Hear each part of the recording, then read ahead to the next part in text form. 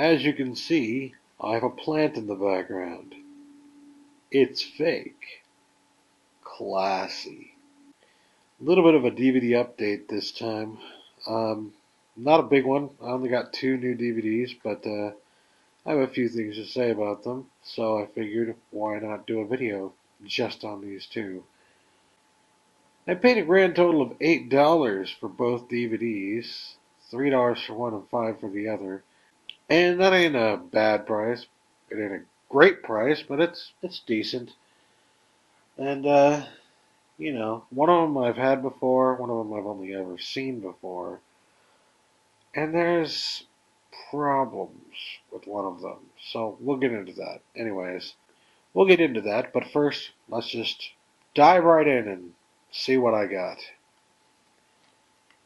First one I picked up here was The Ninth Gate on DVD.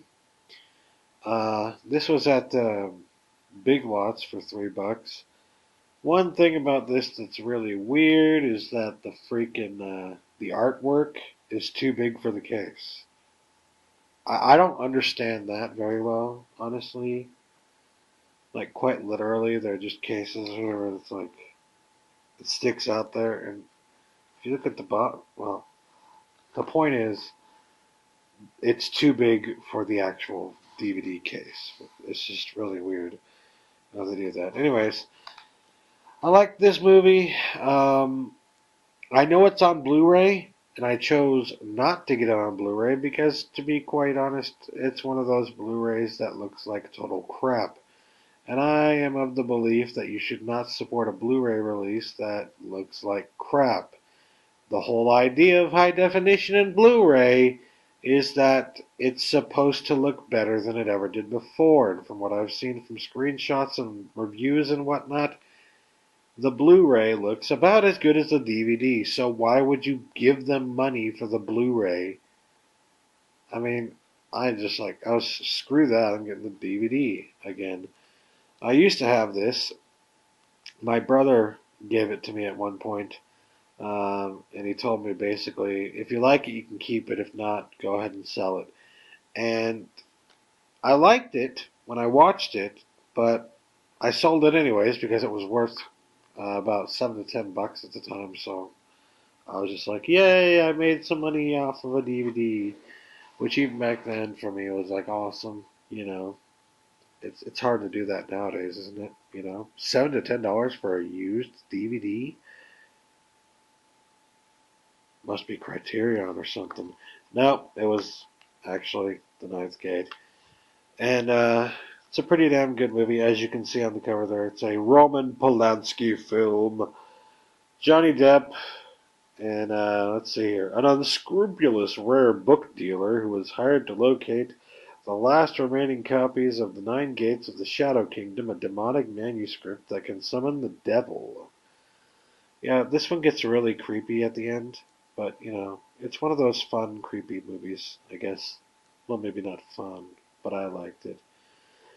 This is a good one, honestly, to compare to one of the other movies that Johnny Depp has done, From Hell. Watch From Hell with The Ninth Gate. Double feature. I'll talk about that. I'm going to be doing the double features on YouTube. I've had this plan, and I implemented it on my blog, but it didn't seem like it was really that popular or well received there, so I'm just going to be like, screw it, I'm putting it on my YouTube, whatever. Yeah, and there's one thing I did like about this case, though. Maybe the artwork didn't fit perfectly, but um, it is an eco case, but you notice it's not entirely an eco case. It's like they're starting to realize that eco cases are bullshit, but yeah, they still have something to work on with the artwork. But anyways, $3 to pick this one back up when I sold it for like $7 or $8, like 6, 7 years ago. Yeah, I'll do it, especially when the Blu-ray looks like crap. Why pick up the Blu-ray? Why give them my business? So anyways, next up, we've got another movie of hellish experience, I guess I would say. Badlands on DVD. If you don't know what Badlands is, first of all, notice the names there. Martin Sheen, Sissy Spacek. But you'll also notice a name here at the bottom from Terrence Malick, the director of Days of Heaven and The Thin Red Line. Yes, Terrence Malick, the guy who makes pretty artsy, interesting movies now and then, directed this bad boy, Badlands, and I think it was 73, yes. And yeah, it's freaking amazing. I mean, if you haven't heard of this and you don't know what it's about, basically, it's Natural Born Killers. Before Natural Born Killers. It's the exact same story from Natural Born Killers. In 1959, Kit, who has killed several people, and his new girlfriend, Holly, who watched him do it, are adrift in a double fantasy of crime and punishment across South Dakota and Montana. They're playing make-believe, but the bullets and bloodshed are very real. From the first of writer-director Terrence Malick's 3 landmark films, Days of Heaven and The Thin Red Line are the others. Was inspired by a real-life 1958 Midwestern killing spree. Malick imaginatively transforms their story into a provocative study of people alienated from everyday life, but fascinating to us. Beautifully shot and memorably acted, Badlands is a spellbinding journey. I'll be honest with you, I like this better than Natural Born Killers. I don't know why, but there's something extremely wrong and creepy and screwed up about this movie. It's just, wow. It's just, there are just some really freaky moments in this movie that don't seem to make any freaking sense. And that's kind of the point. It's like, why are they doing this? It doesn't make any sense. But they do it anyways. And there are just a lot of memorable moments in this movie, and I've been wanting to pick it up ever since I checked it out for the first time in a film class. Finally did so, and there's a problem with this. I hate to say it. I found it for $5, and the thing is, this has been going for a lot more than that on the used market because it has been out of production. But for some reason, I just noticed, oh wow, there's another, they have the old version on Amazon that's still out of production, and then they have this one, and they were selling it for $4.99. And I was like, wow, holy crap. When I look closer, and it says the aspect ratio is 1.85 to 1, widescreen. Awesome. So I order it for $4.99. I check out the back. I don't know if you can see that on the back there, but on the bottom there it does say it's the widescreen version on the case.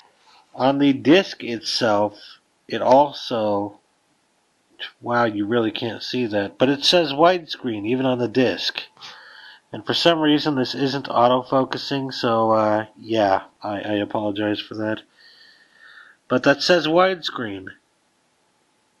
It says widescreen. Let me reiterate that for you. On both the case, on the back of the case, and on the disc, it states widescreen format. However, when you pop the disc in, the first thing you'll notice, number one, bare bones release. There's nothing in here, not even a frickin' root menu of any note. It just goes straight into the movie. And that's when you'll notice. It's not in widescreen. It's in full screen. I'm not shitting you. A DVD which has widescreen labeled all over it is actually full screen. WB. What the fuck?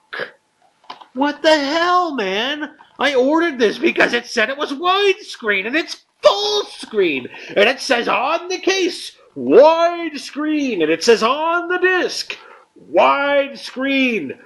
Why isn't it widescreen? But yeah, very good movie, even in full screen. It'll bug the hell out of you, but it's worth it. It's a pretty damn good movie. So yeah, that's my DVD update for this time. I got two interesting films, one from Malick, one from Polanski, both coming to a total of only $8. I mean, that says it all about DVD right there. When you can get two fabulous movies from two fabulous directors for only $8. Pretty damn good deal, I gotta say. So anyways, thanks for watching. Peace. Live long and prosper. And, thanks for watching.